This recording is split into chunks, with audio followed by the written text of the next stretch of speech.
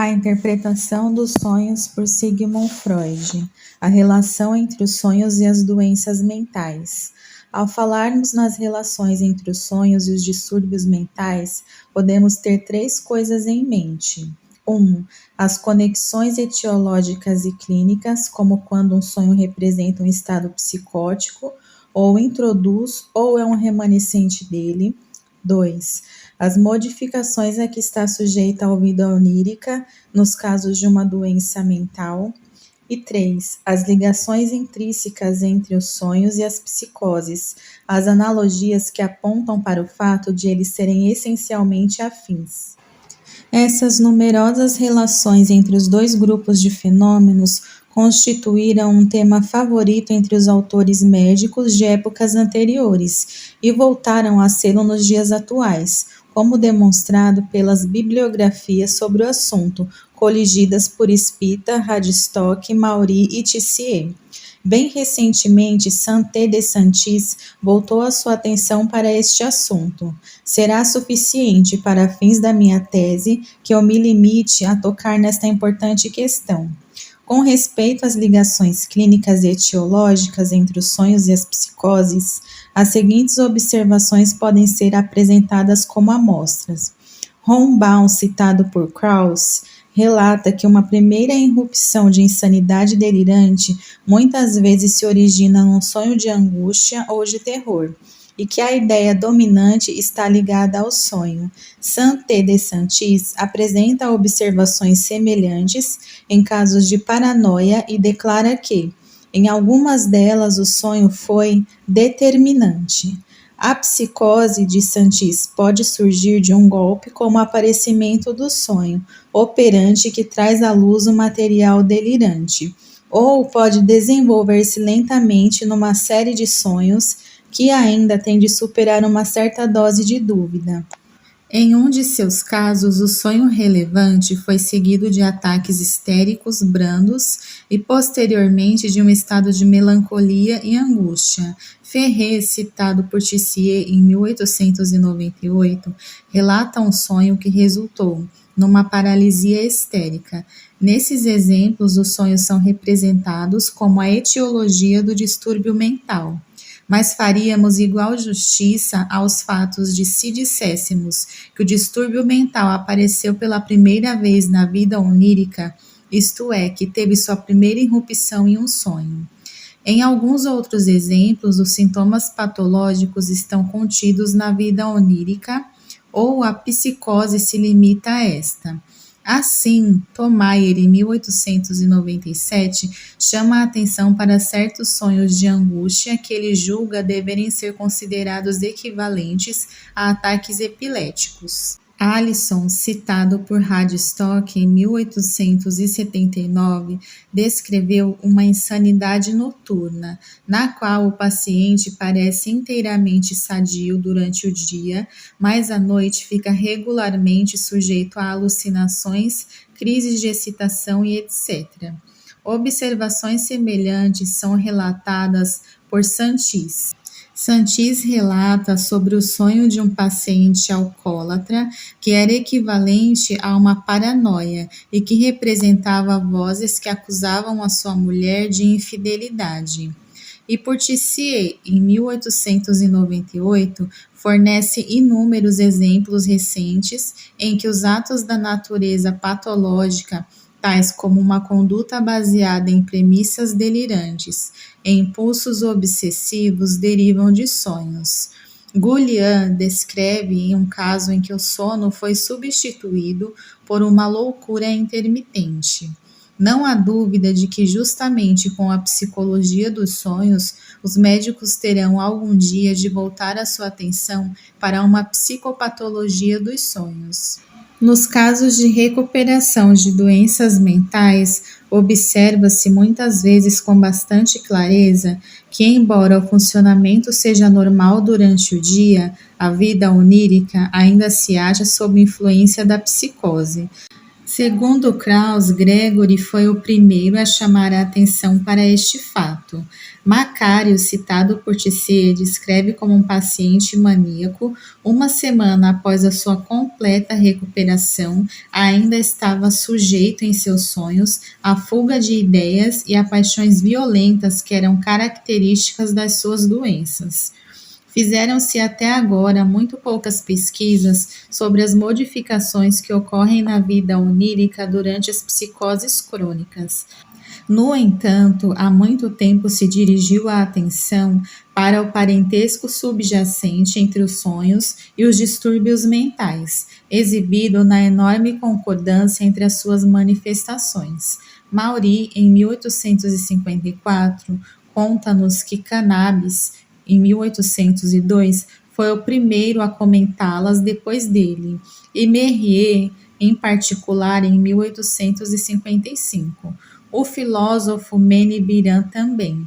Sem dúvida, a comparação remonta às épocas ainda mais remotas. Radstock, em 1879, introduz o capítulo em que trata do assunto mediante várias citações que traçam uma analogia entre os sonhos e a loucura. Kant escreve em algum ponto de sua obra: o louco é um sonhador acordado. Krauss, em 1859, declara que a insanidade é um sonho sonhado enquanto os sentidos estão despertos. Schopenhauer chama o sonho de loucura breve e a loucura de um sonho longo.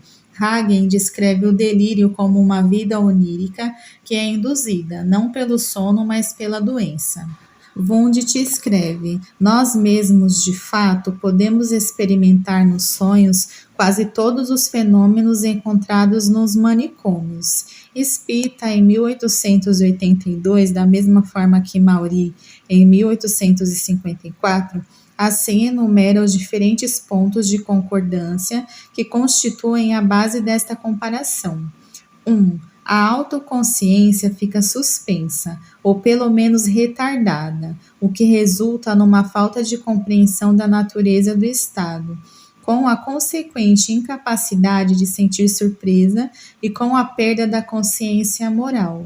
2. A percepção por meio dos órgãos dos sentidos se modifica, reduzindo-se nos sonhos, mas sendo em geral grandemente aumentada na loucura. 3. A interligação de representações ocorre exclusivamente segundo as leis de associação e reprodução. Assim, as representações enquadram automaticamente em sequências e há uma sequência em consequente desproporção na relação entre as representações, exageros e ilusões. Tudo isso leva a 4, uma alteração ou, em alguns casos, uma reversão da personalidade e, ocasionalmente, dos traços de caráter, conduta perversa. Radstock, em 1879, acrescenta algumas características, analogias entre o material nos dois casos. A maioria das alucinações e ilusões ocorre na região dos sentidos da visão e da audição, e também da sinestesia. Como no caso dos sonhos, os sentidos do olfato e do paladar são o que fornecem menos elementos. Tanto nos pacientes que sofrem de febre como nas pessoas que sonham, surgem lembranças do passado remoto. Tanto as pessoas adormecidas quanto os doentes lembram de coisas que os indivíduos despertos e sadios parecem ter esquecido. A analogia entre os sonhos e as psicoses só é plenamente apreciada quando se constata que ela se estende aos detalhes da movimentação expressiva e às características da expressão facial. O homem atormentado pelo sofrimento físico e mental obtém dos sonhos o que a realidade lhe nega, saúde e felicidade. Do mesmo modo, há na doença mental imagens brilhantes de felicidade, grandiosidade, eminência e riqueza. A suposta posse de bens e realização imaginária dos desejos, cujo refreamento ou destruição realmente fornecem uma base psicológica para a loucura, constituem muitas vezes o conteúdo principal do delírio. Uma mulher que tenha perdido um filho amado experimenta as alegrias da maternidade em seu delírio. Um homem que tenha perdido seu dinheiro julga-se imensamente rico. Uma moça que tenha sido enganada sente que é eternamente amada. Esse trecho de Radstock é, na verdade, um resumo de uma aguda observação feita por Grizzlier em 1861, que mostra com bastante clareza que as representações nos sonhos e nas psicoses têm em comum a característica de serem realizações de desejos. Minhas próprias pesquisas ensinaram-me que neste fato se encontra a chave de uma teoria psicológica tanto dos sonhos quanto das psicoses.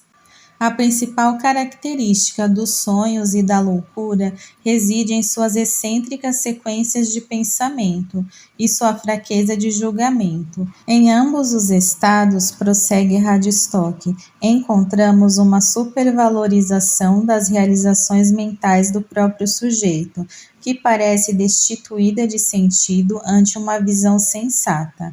A rápida sequência de representações nos sonhos encontra um paralelo na fuga de ideias das psicoses. Há em ambos uma completa falta de sentido no tempo. Nos sonhos, a personalidade pode ser cindida, quando, por exemplo, os conhecimentos do próprio sonhador se dividem entre duas pessoas e quando no sonho o ego estranho corrige o ego real. Isso corresponde precisamente à cisão da personalidade que nos é familiar na paranoia alucinatória. Também o sonhador ouve seus próprios pensamentos, pronunciados por vozes estranhas. Mesmo as ideias delirantes crônicas têm a sua analogia nos sonhos patológicos estereotipados e recorrentes. Não raro, depois de se recuperarem de um delírio, os pacientes dizem que todo o período de sua doença lhes parece um sonho que não foi desagradável. De fato, às vezes nos dizem que, mesmo durante a doença, tiveram ocasionalmente a sensação de estarem apenas aprisionados em um sonho, como acontece com muita frequência nos sonhos que ocorrem durante o sono.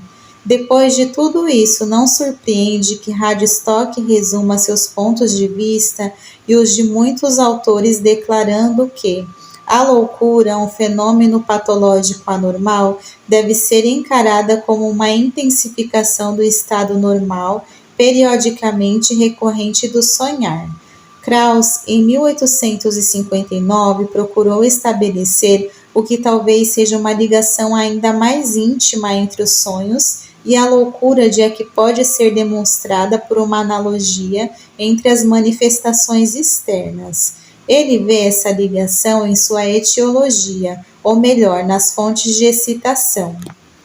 O elemento fundamental comum aos dois estados reside, segundo ele, como já vimos, nas sensações organicamente determinadas, nas sensações derivadas de estímulos somáticos e na sinestesia que se baseia na contribuição proveniente de todos os órgãos. A indiscutível analogia entre os sonhos e a loucura, que se estende até os seus detalhes característicos, é um dos mais poderosos suportes da teoria médica da vida onírica, que considera o sonhar como um processo inútil e perturbador, e a expressão de uma atividade reduzida da mente. Não obstante, não se deve esperar que encontremos a explicação final dos sonhos na linha dos distúrbios mentais, pois o estado insatisfatório de nossos conhecimentos acerca da origem destes últimos é reconhecido por todos. É bem provável, pelo contrário, que uma modificação da nossa atitude perante os sonhos afete ao mesmo tempo nossos pontos de vista sobre os mecanismos internos dos distúrbios mentais e que nos aproximemos de uma explicação das psicoses enquanto nos esforçamos por lançar alguma luz sobre o mistério dos sonhos.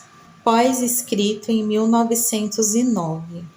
O fato de eu não haver estendido a minha exposição sobre a literatura que trata dos problemas dos sonhos a ponto de abranger o período entre a primeira e a segunda edições deste livro, exige uma justificativa.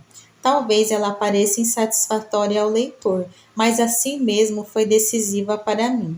Os motivos que me levaram a apresentar qualquer relato da forma pela qual os autores mais antigos lidaram com os sonhos esgotaram-se com a conclusão deste capítulo introdutório. Prosseguir nessa tarefa ter-me-ia custado um esforço extraordinário, e o resultado teria sido muito pouco útil ou instrutivo, pois os 9 anos intermediários nada trouxeram de novo ou valioso, quer em material factual, quer em opiniões que pudessem lançar luz sobre o assunto. Na maioria das publicações surgidas durante este intervalo, meu trabalho não foi objeto de menção e nem de exame. Recebeu naturalmente um mínimo de atenção dos que se empenham no que é descrito como pesquisa dos sonhos. Nas irônicas palavras de Anatole France, os estudiosos não são curiosos. Se houvesse na ciência algo como o direito à retaliação, por certo eu estaria justificado, por minha parte, em desprezar a literatura editada deste tipo de publicação de livro. As poucas notas que apareceram sobre ele nos periódicos científicos demonstram tal falta de compreensão e tais erros na compreensão que a minha única resposta aos críticos seria sugerir que relessem o livro, ou talvez, na verdade, apenas sugerir que o lessem. Grande número de sonhos foi publicado e analisado segundo a minha orientação, em trabalhos de autoria de médicos que resolveram adotar o método terapêutico psicanalítico, bem como de outros autores. Na medida em que estes textos foram além de uma simples confirmação dos meus pontos de vista, incluí seus resultados no corpo da minha exposição. Acrescentei uma segunda bibliografia no volume, contendo uma relação das obras mais importantes surgidas desde a primeira edição deste livro. A extensa monografia sobre os sonhos, da autoria de Santé, em 1899, cuja tradução alemã surgiu logo após o lançamento e foi publicada quase simultaneamente ao meu da interpretação dos sonhos, de modo que nem eu nem o autor italiano pudemos tecer comentários sobre as obras um do outro. Infelizmente, não pude fugir à conclusão de que o seu trabalho e volume é totalmente deficiente de ideias. No entanto, de fato que nem sequer levaria alguém a suspeitar da existência dos problemas sobre os quais eu discorri. Exigem menção apenas duas publicações que se aproximam da minha própria abordagem do problema dos sonhos. Hermann, em 1904, um jovem filósofo empreendeu a tarefa de estender os eventos psíquicos à descoberta de uma periodicidade biológica em períodos de 23 a 28 dias, feita por Wilhelm Flins. No decurso do seu trabalho altamente imaginativo, ele se esforçou por utilizar essa chave para a solução, entre outros problemas, do enigma dos sonhos.